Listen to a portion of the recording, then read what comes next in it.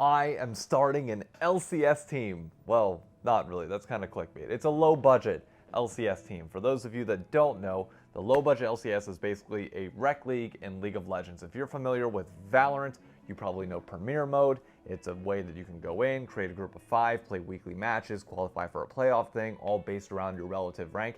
It's literally that, but in League of Legends because the developers have not found a way to put it in the game yet. Either way, this is not my first time playing in this league. This is not going to be my last time ever playing in this league. It is the most fun way to play League of Legends, and each week I'm going to give you the updates around what's going on, show you some gameplay. Obviously the season hasn't begun yet for us, so I just want to sit here and explain how all of this works and kind of bring you along for the ride as we go. Full-blown story mode time.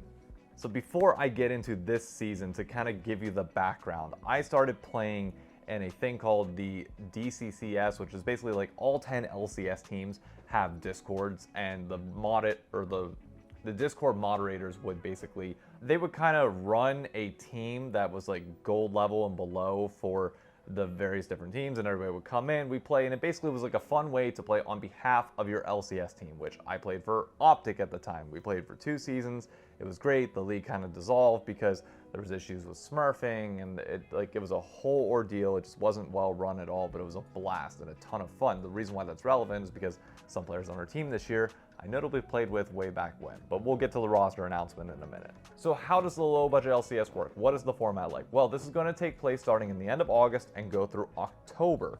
All the way through, you play each and every week until you're eliminated. Starting off, we have 2 different groups within the financial division. The financial division for us is basically platinum and below. You might have 1 diamond player per team, but you have a hard cap on the amount of points or the amount of high ranked players you can have. I'll put the table up here to kind of give you a sense of like everybody's rank is a certain value, and the people that run the low budget LCS do a very good job of making sure that multiple accounts are tracked. If somebody's peaked higher in like recent years, but like last year just randomly was gold 1, like they're gonna adjust their value to what they should be to try and make this as fair as possible. Because look, we're not trying to go pro, we're just trying to have a competitive league that is fun to play in for your casual fans. And that's exactly what we are. None of us are ever gonna make it pro, believe me, I'm not making it pro, but it's a fun way to play League in an organized manner. So once we have our 2 groups of 8 teams, the top 4 get out, and we just had the group draw, which put these teams in our group. Now, I'm not gonna lie to you, I haven't taken the time to see who the players are on each team, and I will each and every week kind of go over what the match looks like and what the team looks like and kind of walk you through our thought process, whether it's scrims, the match itself, anything else like that. But for now, just know it's 7 other teams and we just have to beat them. Yeah, so I've got the needlessly large rods at 4, and I think that we just have to call it out as it is. It's the return of Dizzy Dave, yeah, the TikTok legend that has brought so many people, including myself, to the low budget LCS. Didn't play for a few seasons. I think one of those seasons just missed the sign up deadline by a week by mistake. But he is back. I'm financial now, whereas before the large rods were playing in commercial. I think their team looked to be right at about the point cap, maybe a point. In the group stage, it is best of 3s. You play each team once, and then top 4 records can move on. And once you get into the bracket stage, then it's best of 5. So no best of 1s. This is not North America Worlds. We actually stand a chance. So without further ado, let me introduce the team. Starting in the top lane. Are you ready for it? Yes, ladies and gentlemen, we have a Swifty on the team in our top lane. No, I absolutely love Mark. I played with him way back in the early days of the DCCS. I think he filled in for mid lane at the time. He can pretty much play any role at a platinum level, which is great. His champions from last season are over here. As you can see, he just plays literally anything. But he's a great guy, big Taylor Swift fan, and most importantly, can just well-round our comp. He was originally going to play mid, but our mid laner didn't want to play top anymore, so we swapped him down to mid, and it was complicated. Nevertheless, he's going to be up there. That aside, onto mid jungle, our duo, aka Nick and Nick.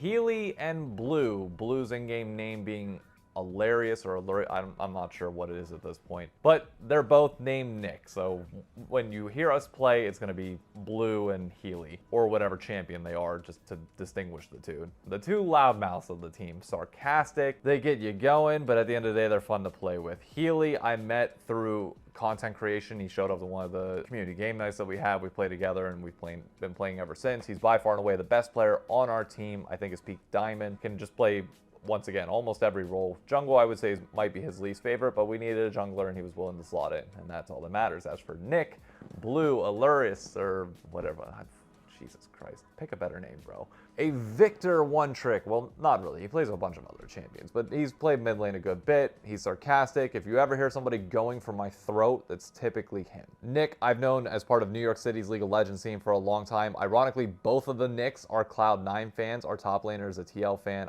and our bot lane are both 100 Thieves fans. We have a very diverse group here, to say the least. But on to ADC. No shame in the moonlight.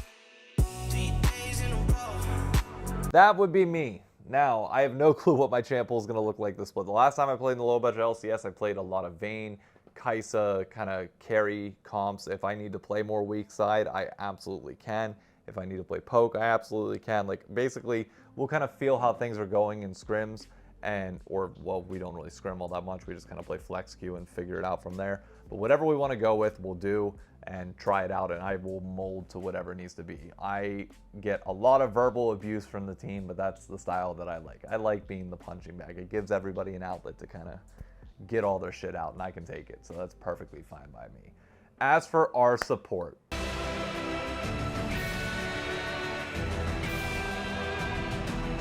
Zebradamas, which for those of you that don't know or can't figure out from the name, like what's the significance of Zebradamas? Well, rearrange the Damas part. Yeah, that was originally supposed to be his name. He was asked to change it, I think because of the DCCS way back when. Like, Zebra is my original support partner. If I had to compare him to any professional League of Legends player, he would be the wonder of supports. He spends the majority of his time playing World of Warcraft, raiding, and doing literally anything else, but comes back to flame me and win us games with Leona and other engaged champions. He's just really good at them, and it's been a lot of fun. He was with me since I was silver up to the time that I hit plat. Like, Zebra is legitimately one of my mentors in this game. Like, even if I ever do get like to a higher rank than him, like, he'll still always be a mentor to me. I have a ton of respect for him. So like, whenever he flames me or tells me that I'm doing something wrong, like, I listen. I might argue back occasionally, which leads to some hilariously dumb moments of me realizing that I am an incredibly dumb player. But I'll always like listen to his logic and reasoning and come around to it in the end. So overall, that is our 5 squad. Now we have some substitutes as well. Don't worry about them. If they come in, I will introduce them in videos from here. But I'm excited to see where this goes. We played Clash the other week together, at least the majority of the roster, and it went decently well to start off with. I would just go straight to Dragon. So we have 5, we can force them all. Alright, alright, that's fine. Let go of the anger. It does not serve. Oh, I think our wave pushes that back. yeah, Or Fleur is there. Fleur is there. We give him hit to prevent soul, I would say, yeah, that funnel goal. we're losing either way. Or the whole game. We're gonna lose base. Someone recall, please. Turn stronger. Are we not doing? Mark, go back. You have TP. It's fine. Wait, TP down. Oh, that's someone else's team.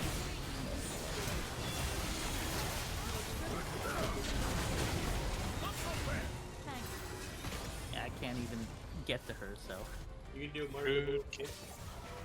I can't get to her. Can't move. Oh well. You're welcome. I ended the game. I mean, I'm glad. I'm hoping we can pull out some duds, but we also have a big target on our back. One of the downsides of being, quote unquote, TikTok famous or like a micro niche influencer within the gaming space is that everybody sees your name and circles it with a big red circle on the calendar. So I know that people want to beat us really bad because they know I'll be streaming it.